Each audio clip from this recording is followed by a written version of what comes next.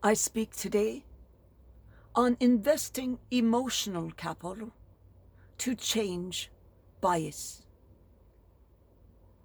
We are all the same creatures, human beings, physically, mentally, psychologically.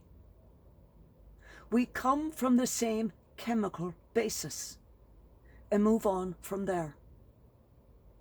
At some point in time, someone feels the need to point the finger and differentiate a group from all the rest of the herd. Up until that moment, no one has any reason to be or act differently. Every person is the same, treated the same, acts the same, except you. And they are all going to breakfast. That means there is no race, no gender, no age, no anything bias. There is no differentiation, for all are one people, one race, one body. But a new group has come in, and they must be different because they weren't here before. Before? Before what? Is there some set date which designates if you arrive before this date, you will thrive, your children will suffer no discrimination or bias in school, wives and elders need have no fear of that look by the white, all adjectives, adverbs and nouns removed, people. Before the day before yesterday, before the founding of the Union, before the day Christ was crucified. What is your arbitrary date before which arrival they must be here to be part of us? But just from a different part of the verses, they are a part of the infamous and unknowable them, the unknown. Remembering that this new group are exactly identical to us, biologically, chemically, physiologically. Though there are some psychological differences, as a result of the threats to their physical survival, they have been forced to survive, as well as the fact that half are survivors of brutal torture from whence they escaped. We are Christians, or trying to be, pretending to be, putting on the best show of how you believe a good and true Christian should act in such a situation. Acting as if, desiring it faithfully in your heart, and living to the best of your skills as you understand a Christian to be.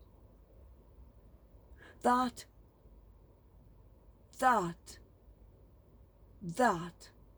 puts you deep in the Lord's love, for your intention to be one of his followers. You then are one of the greatest helpers. We are supposed to be loving of our neighbors, and most especially those in particular need, such as these new ones. So 10% reach out and begin to work closely with the new ones. Then 25% more join in.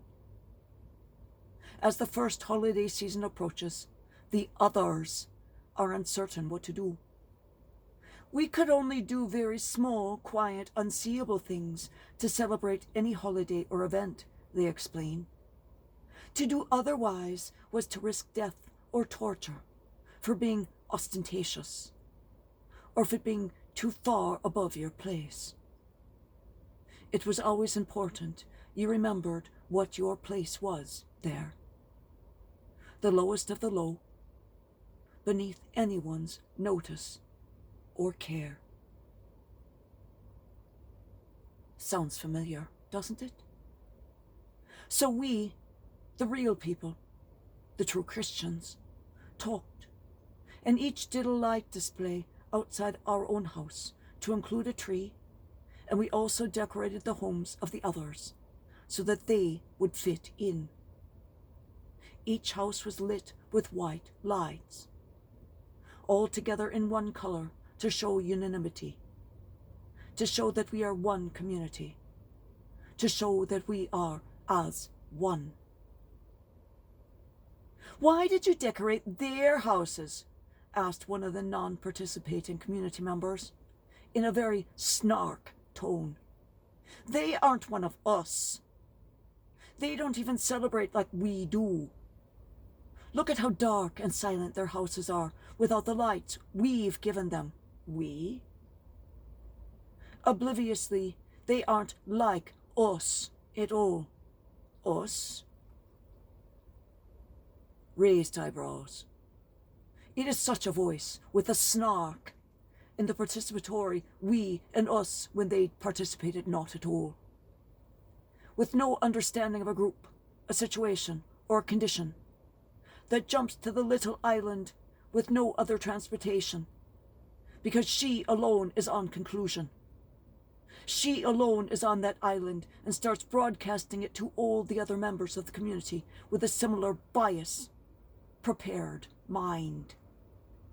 Facts laid out in a simple manner will bring around those who have not jumped to that island, but thus are invested themselves in the theory, us versus them. Because once that investment of emotional capital is made, the only thing to open that biased mind, closed and locked completely, and to soften these very hardened hearts, is to force each one to have to be at mercy of the others, to see that they live just as we do. They eat, drink, and sleep as we do. They just add larger locks, security cameras and lights, so as to feel a little secure within their own homes, and that they are far quicker to help someone in trouble. Before, if the authorities saw you, though you were doing nothing wrong, only changing a flat tire, that could be 45 days of torture to find out who you were spying upon. So the others are more Christian than us. Bigotry and hate is removed with forced group contact, where the one who is at mercy of a crowd of harmless others, because a single other is written off as the exception to the rule. But when it's a dozen or more providing assistance and looking after your family, so that you hear the laughter of your child and see the relaxed smiling face of your spouse, this can open the door to break the bond of hate that has closed the mind, that can build the bridge back from that little island of conclusion. We are all refugees. We are all outsiders. We are all other at some point in our lives. Some live there continuously, and it is our job, our Christian duty, to open our hearts to them, to learn of them, to ask of them, to inquire, "So, how was your Eid? Did you have a great party?" In the same way you would ask, "So how was your Easter dinner? Did the bunny bring you great toys?" Christ was the other.